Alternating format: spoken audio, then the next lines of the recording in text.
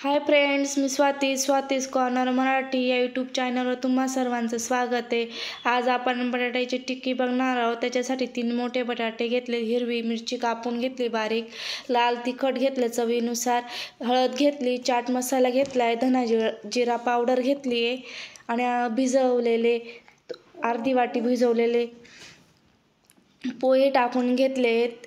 अर्धी वाटी आपण कॉर्नफ्लॉवर मक्याचं पीठ टाकून घेतलेले आहे आणि व्यवस्थित मिक्स करून घेत आहोत। चवीनुसार मीठ टाकून घेतलंय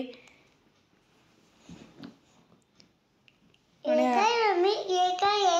आता आपण वटाणे टाकून घेत आहोत आणि ते पण व्यवस्थित मिक्स करून घेणार आहोत।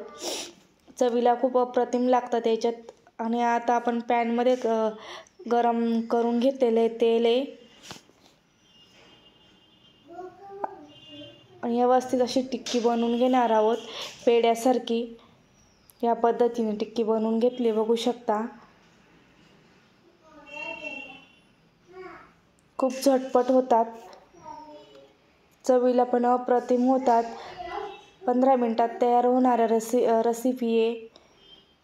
लहान मुलांच्या टिफिनसाठी खूप छान आहे, झटपट बनवू शकता आणि मुलांचे टिफिनही संपून जातो। तुम्ही या पद्धतीने तुमचे लहान मुलं असतील तर त्यांनाही बनवून खाऊ घालू शकता।